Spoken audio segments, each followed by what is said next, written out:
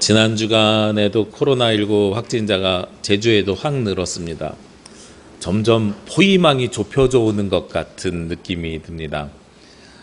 특히나 지난 주간에는 성안교회 목사님이 확진자로 나왔고, 이제 심호하시는 목사님이 아니라 협력 목사님이라고 하는 거 보니까 주중에는 다른 일을 하고 주말에만 교회 학교라든지 필요한 부분을 돕는 목사님이신 것 같아요. 그런데 또 그분이 주중에 하시는 일이 복지관에서 일을 해가지고, 저희 아내가 복지관에서 일을 하고 제가 목회자니까 너무 주변처럼 이렇게 다가오는 것 같아서 좀 조심스러워집니다.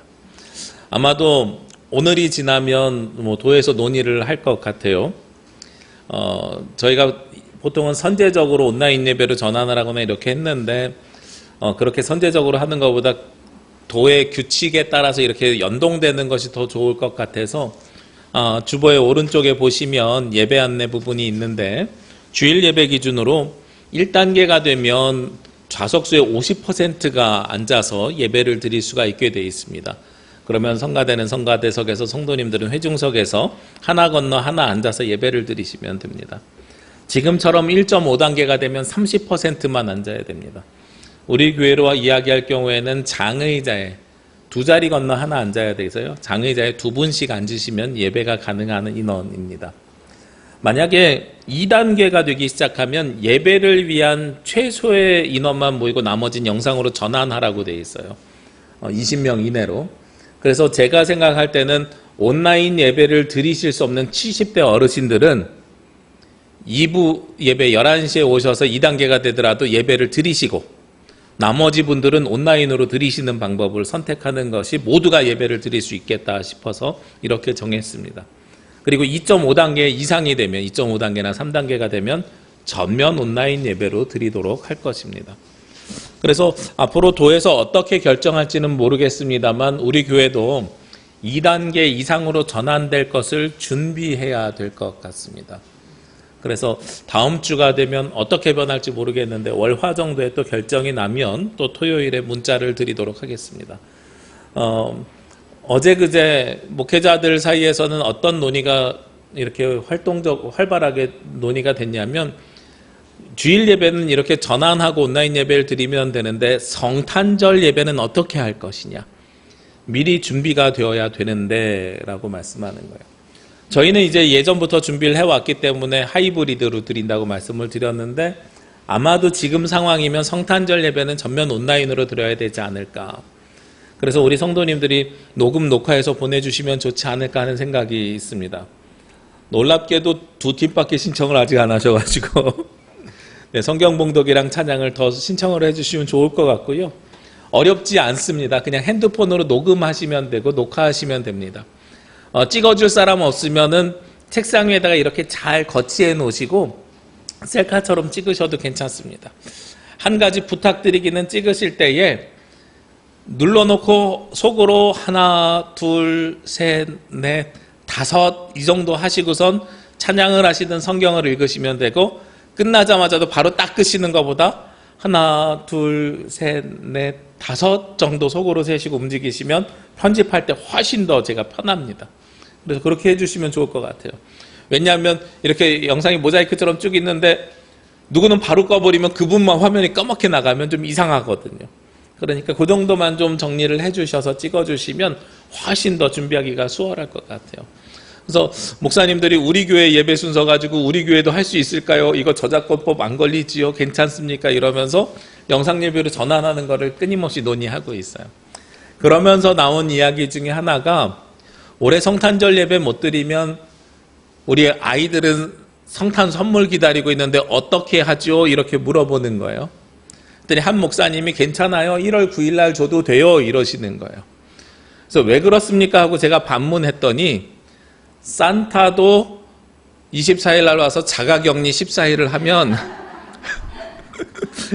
1월 9일이 된다는 거예요. 그래서 올해 성탄절 선물은 산타가 자가격리가 끝나는 1월 9일 날 아이들에게 전달될 거다. 오늘 일부 예배 때 저희 아이들이 뒤에서 예배 봉사를 하면서 그 얘기를 들었어요. 그래서 드렸더니 너네 그럼 성탄절 선물 올해는 1, 2부 사이에 1월 9일 날 줄 거야. 자가격리 끝나서 그때 줄 수밖에 없어. 그랬더니 에이 우리 다 알아요. 산타 없는 거 다 알아요. 그냥 아빠 엄마 자가격리 안 하셔도 되잖아요. 이렇게 이야기를 하더란 말이에요. 아마도요, 이 성탄절을 기다리는 가장 열심히 갈망하면서 기다리는 사람이 누군가라고 질문을 하면 어린아이들일 것 같아요.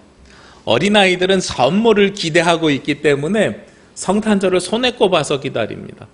그래서 어른들이 기다리는 기다림이랑 어린아이들이 기다리는 기다림의 속도가 저는 차이가 있을 것이라고 생각이 됩니다. 저희 아이들은요, 11월 첫 주부터 아빠 올해 성탄절 선물 뭘로 줄 거야 하고 물어봤어요. 우리가 보통 교회 절기로 이야기하면 대림절이 시작이 되면 성탄절을 기다리는 절기로 합니다. 그래서 대림절이 되면 우리 성도님들 되게 신앙적인 수준이 높아가지고 대림절 광고만 나가도 알아서 성탄 장식을 쫙 해주세요. 제가 하라고 이야기를 안 해도. 그래서 대림절 첫 번째 주일부터는 성탄 장식이 되어 있는 예배당에서 우리가 예배를 드리고 있습니다. 우리는 그때부터 예수 그리스도를 기다리는데 아이들은 그거보다 훨씬 먼저부터 기다리기 시작하더란 말이죠.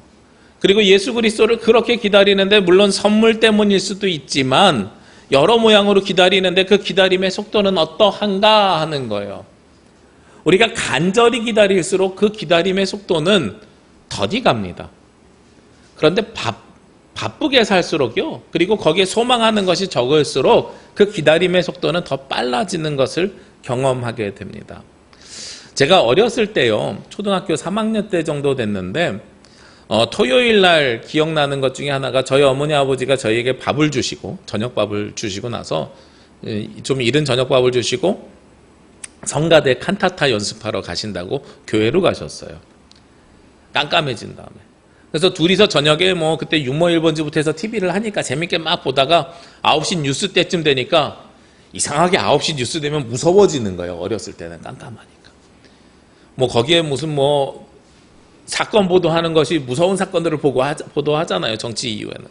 그러니까 9시 뉴스 때쯤 되니까 왜 엄마 아빠 안 오지 하는데 마침 전화가 울렸어요. 따르릉 하고 전화가 오면서 이제 성탄절 연습 끝났으니까 이제 교회에서 출발해서 집에 갈 거야. 요즘처럼 핸드폰이 있던 시절이 아니니까 집에서 전화를 그렇게 받고 네 이러고선 기다리는데 동생이 그러는 거예요. 형, 우리 버스 정류장에 엄마 아빠 마중 나갈까? 그 깜깜한데. 그러자 그러고선 둘이서 겁도 없이 버스 정류장에 나갔어요. 버스 정류장에 나가가지고 매주 주일 엄마 아빠를 따라서 버스 타고 교회를 다니던 길이니까 우리가 버스 정류장 순서를 다 기억하는 거예요. 제가 기억하기로 한 6정거장 정도 됐던 것 같은데, 자, 엄마가 전화했으니까 지금 버스 타셨을 거야. 자, 이제 첫 번째 정류장 도착한다. 사람들 내리고 또 타고 두 번째 버스 출발해서 두 번째 정류장 도착한다. 사람들 내리고 출발하고 마침 6번째 정류장 딱 끝나고 나니까 버스가 한 대 딱 들어와요. 거봐, 내 말 맞지? 버스 오잖아. 근데 엄마 아빠 안 내리세요. 이상하다. 그리고 나서 버스가 한 3대 정도가 더 지나간 다음에 내리시더란 말이에요. 나중에 지나고 생각해보니까 우리가 말로 하는 건 굉장히 빠릅니다. 6정거장이요. 사람 타고 내리고 정류장 이름하는 거요. 1분이면 다 이야기예요. 그런데 버스로 교회에서 장충동에서 제가 살던 집까지 오는데 버스로 보통 한 20분 정도 걸렸거든요. 그러니까 우리가 말하는 속도하고 실제로 오는 속도가 달라요. 그런데 그게 저는 어떤 속도라고 생각이 되냐면 간절히 기다리는 사람들의 속도하고요, 그 버스가 오는 동안에 아무것도 안 하는 사람들의 속도는 분명히 다르단 말이에요. 제가 이제 큰 다음에요, 아이들을 낳았어요. 보통 수요 예배가 끝나면 저희 아내랑 가끔, 항상은 아니지만 커피를 마시러 가거나 아니면은 장을 보러 가거나 같이 할 수 있는 일들을 좀 합니다. 그럼 아이들한테 전화가 와요. 엄마 아빠 어디야?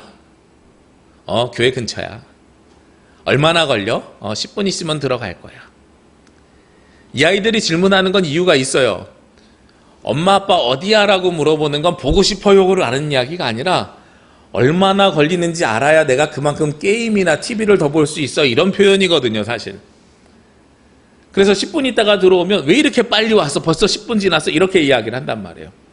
제가 어렸을 때 저희 부모님을 기다리던 마음과 저희 아이들이 저를 기다리는 마음이 너무 달라요. 간절히 소망하고 기다릴 때는 그 시간이 굉장히 더디 가는데요, 자기들이 TV를 보고 스마트폰을 하고 게임을 하면 그 시간이 너무나도 빨리 갑니다. 기다림에 대한 소망이 없는 사람들에게 있는 일이죠. 우리가 성탄절 선물을 기다리는 아이들은요, 그 성탄절이 왜 이렇게 안 와? 그런데 내가 세상 일 사느라고 바빠서 예수 그리스도가 오든 말든 성탄절 매년 오는 거니까 하는 사람들은요, 왜 이렇게 시간이 빨라? 벌써 한 해가 다 갔고 대림절 벌써 세 번째 주일인 거예요. 시간이 빨리 가시잖아요. 예수님에 대한 소망이 그만큼 우리가 작아졌다는 이야기입니다. 오늘 성경에서는 우리에게 기다리는데 그 기다림의 두 종류를 이야기하고 있어요. 18절 말씀에 보면 기다림이 두 가지가 나오는데 첫 번째 기다림과 두 번째 기다림의 차이가 있습니다. 첫 번째 기다림은 어떤 기다림이냐면 18절 말씀에 보니까 그러나 여호와께서 기다리시나니, 누가 기다리시는 거예요? 여호와께서 기다리시고 하나님께서 기다리시는 겁니다. 먼저 하나님께서 기다리고 계시다는 거예요. 이것은 탕자의 비유로 생각해 보시면 좋을 것 같습니다. 둘째 아들이요, 아버지에게 자기가 받을 유산을 미리 땡겨달라고 해서 그 유산을 챙겨서 멀리 여행을 떠납니다. 여행을 가서 자기가 쓰고 싶은 대로 다 써요. 그리고선 돈을 다 날려버렸어요. 할 수 있는 일이 없어요. 그러니까 돼지 치는 일을 합니다. 돼지 치는 일을 하다가 배가 고프니까 돼지 먹이를 먹어요. 그리고 나서요, 회개하죠. 마음을 돌이켜서 내가 아버지의 집에서 차라리 종으로 사는 게 나아 하고선 돌아옵니다. 그런데 누가 이미 나와서 기다리고 계세요? 아버지는 이미 아들이 올 것을 기다리고 계시잖아요. 하나님의 모습이 바로 그런 모습이라는 거예요. 오늘 성경 말씀을 보면 이사야 30장인데요. 지난주에는 65장을 읽었습니다. 오늘 30장입니다. 이사야서가 어떤 이야기를 담고 있냐면 바빌론 포로기 70년을 담고 있거든요. 근데 오늘은 특별히 바빌론 포로로 가기 전에 먼저 남유다와 북이스라엘인데 북이스라엘이 먼저 망합니다. 그리고 남유다가 망해요. 그런데 북이스라엘이 망할 때는 바빌론에 의해서 망하는 것이 아니라 아수르에 의해서 망하거든요. 오늘 장면이 북이스라엘이 망하는, 아수르가 망하는 그 장면입니다. 북이스라엘이 망했어요. 남유다도 위협을 느껴요. 그러니까 30장 앞부분에는 뭐가 나오냐면 애굽이랑 동맹을 맺어서 이기려고 해요. 여기서부터 틀렸지요. 북이스라엘이 망하면 남유다는 어떤 생각을 해야 돼요? 누구에게 의지해야 됩니까? 하나님께 의지해야 되거든요.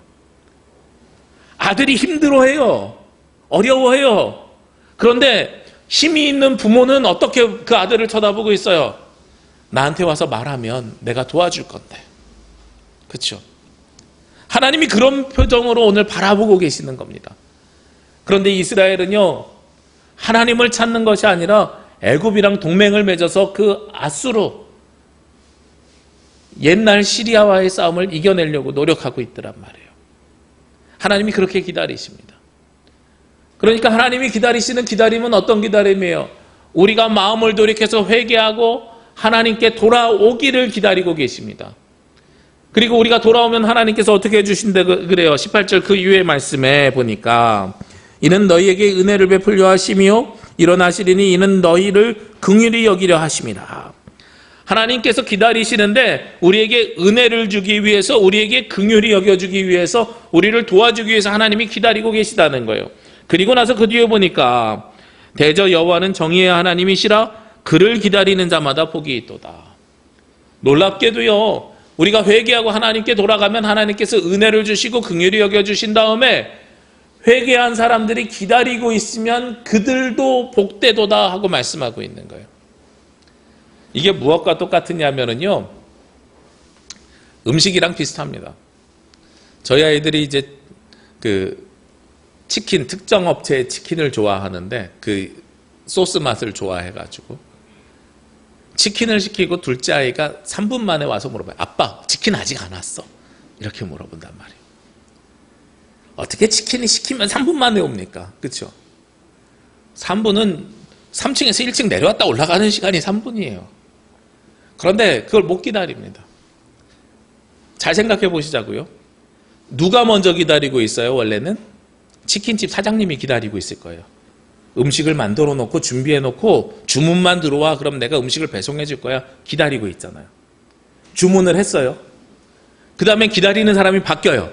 어떤 사람이 바뀌어요? 사장님이 기다려요? 아니죠. 주문한 사람이 기다리기 시작하죠. 마찬가지예요. 하나님이 먼저 기다리고 계시고요, 우리가 회개한 다음에는 기다림의 주체가 누구로 바뀌어요? 우리로 바뀝니다. 우리가 교회력을 보면 교회력이라 그래서 대림절이잖아요. 대림절뿐만 아니라 사순절 다 무엇하는 시기입니까? 기다리는 절기예요. 대림절은 4주 동안 예수 그리스도의 탄생을 기다리는 절기고요. 사순절은 7주 동안에 예수 그리스도의 부활을 기다리는 절기입니다. 그러면 이렇게 11주만 기다림의 절기이겠어요? 아니지요. 부활하시고 예수 그리스도가 승천하십니다. 그 다음에 나오는 절기가 오순절이에요. 그 다음에는 50일 동안 예수님께서 승천하셨으니 성령의 임재를 기다리는 절기입니다. 오순절이 끝난 다음엔 9월달에 창조절이 시작합니다. 창조절은요, 하나님께서 세상을 원상복귀시키기를 기다리는 절기입니다. 그러니까 우리가 교회력이라고 하는 것을 보면 성탄절, 부활절, 감사절 이렇게 특별한 절기를 제외하고는 모두가 다 어떤 절기예요? 기다리는 절기예요. 예수 그리스도의 탄생을, 부활을, 성령의 임재를 하나님께서 창조 세계로 회복시키시기를 기다리는 절기란 말이에요. 그러니까 기독교는 기본적으로 기다림의 시간들입니다. 그런데 이 기다림이 누구에게 주어진다고요? 하나님을 의지하고 기다리시는 하나님에게 회개하는 자들에게 주어지는 절기라는 거예요. 오늘 그 뒤에 있는 19절 말씀 보시자고요.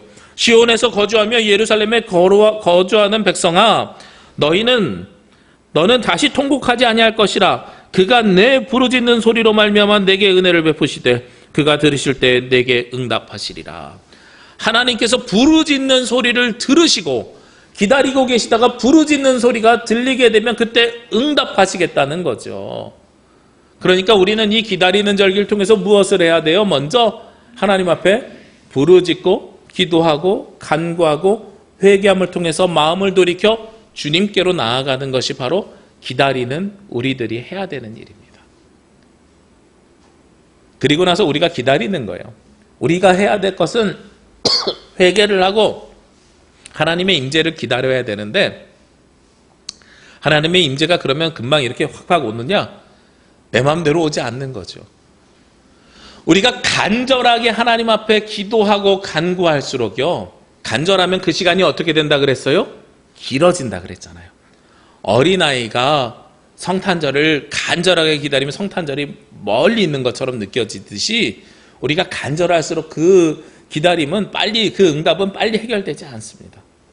오늘 20절 말씀에 보시면 주께서 너희에게 환난의 떡과 고생의 물을 주시나 내 스승은 다시 숨기지 아니하시리니 내 눈이 내 스승을 볼 것이며. 기다리는 자에게 하나님께서요 떡과 물을 주신대요. 떡과 물은 생명입니다. 그런데 그 떡과 물이 어떤 떡과 물이에요?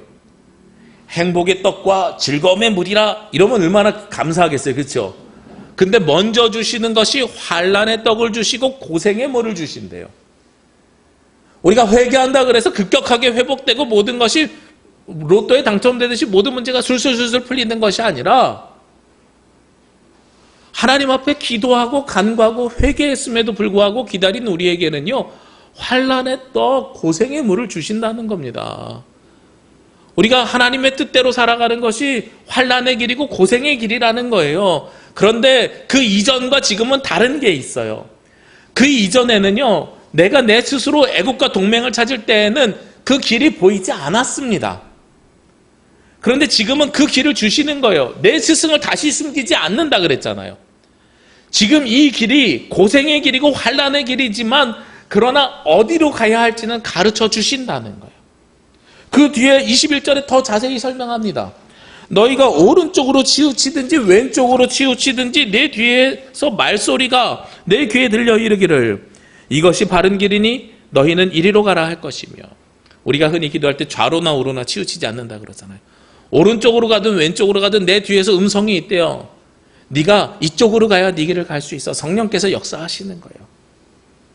비록 환난의 떡과 고생의 물, 어려움의 길이지만 하나님 앞에 회개하는 자들에게는요 그 고생길 속에서도 가야 할 방향을 가르쳐 주신다는 거예요. 지금 코로나로 되게 어렵습니다. 처음에 이 코로나가 유행하기 시작할 때는요 한 번만 온라인 예배 드렸으면 되는 줄 알았어요. 그런데 벌써 3번째 온라인 예배를 준비하고 있습니다.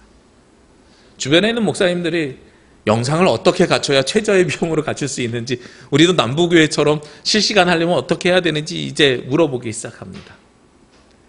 환난과 고생의 길이 길어지니까요, 이 안에서 환난 속에서, 고통 속에서 할 수 있는 길들을 찾아내는 거예요.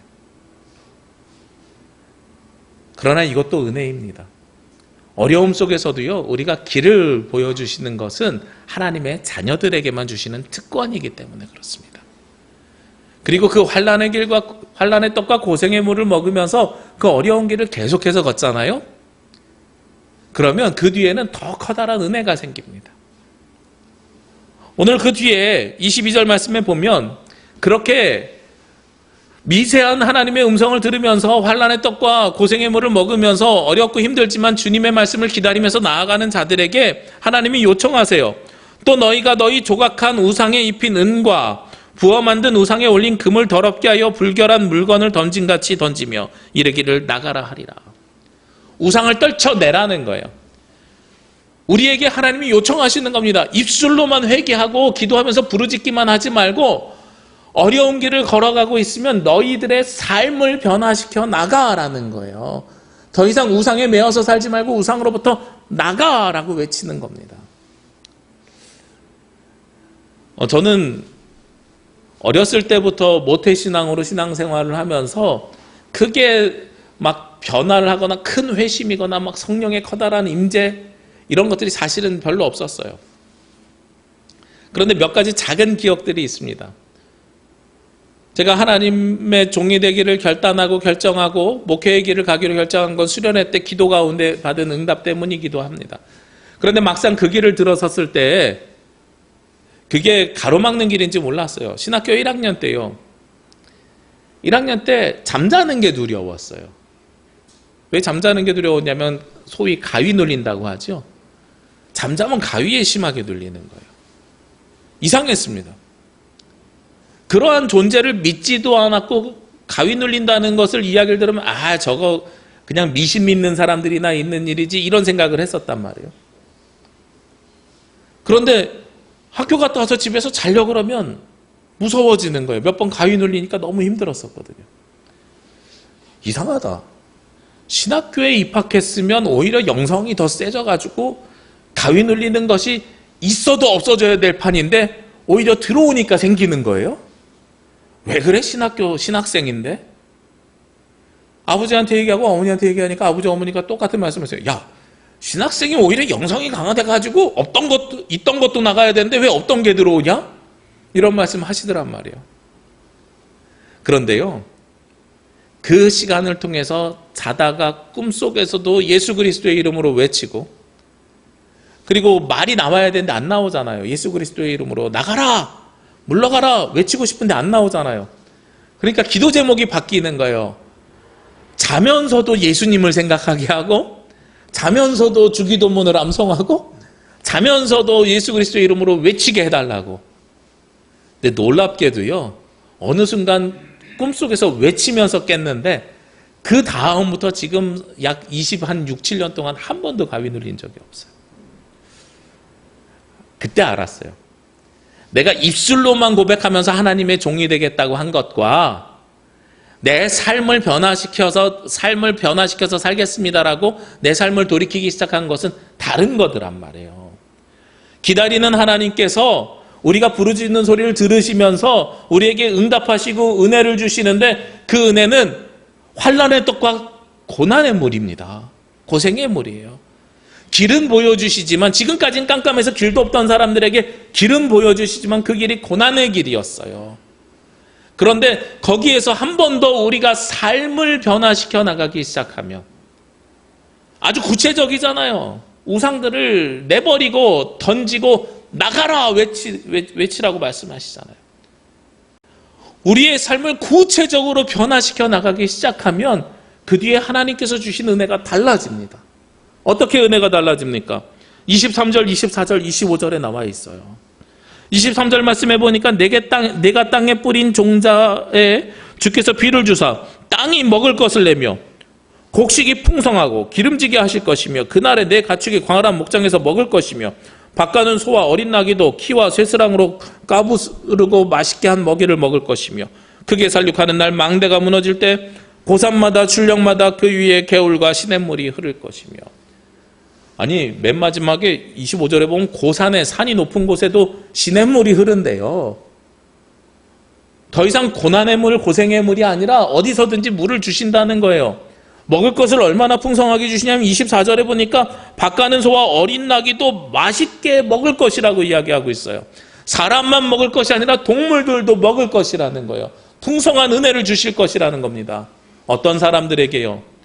기다리는 아버지에게 회개하고 거기서 끝나는 것이 아니라 내 삶을 변화시키려고 하는 사람들에게 하나님께서는 풍성한 은혜를 주실 것이다 하고 말씀하고 계시는 거예요.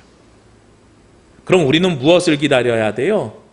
그 은혜가 우리 가운데 임재하기를 기다려야죠.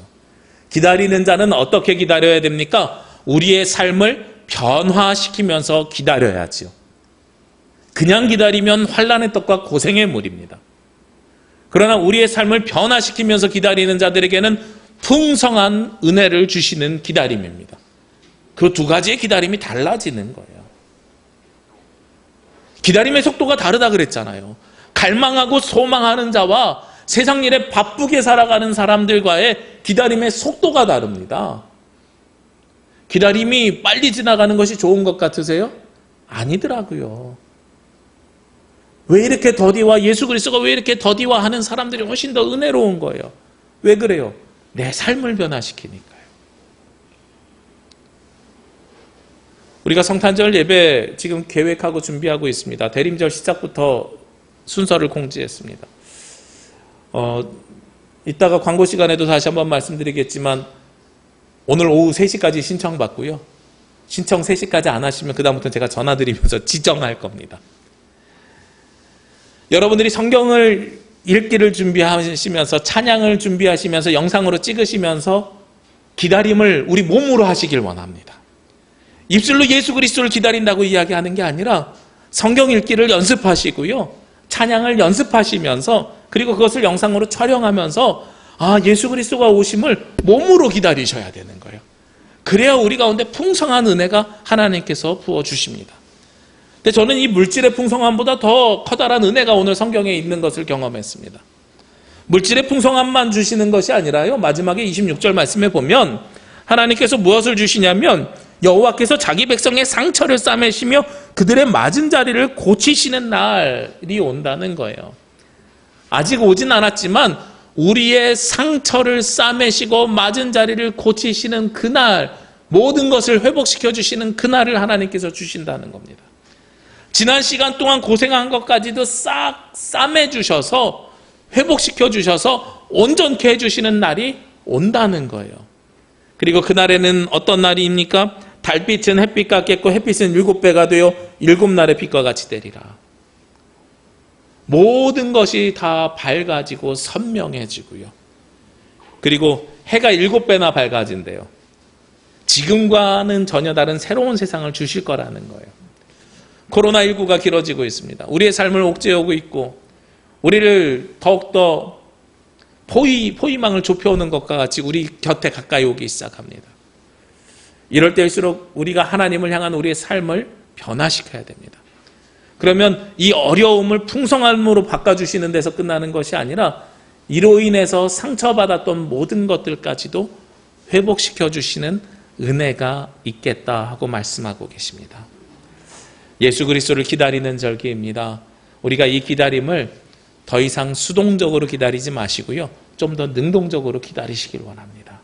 여러분들의 삶으로, 여러분들의 몸으로 예수 그리스도를 소망하며 기다릴 때에 그 하나님께서 환난의 떡과 고생의 물을 넘어서서 우리에게 풍성한 은혜로 우리의 상처를 싸매주시며 우리에게 더 밝은 빛으로 우리와 동행하여 주실 줄로 믿습니다.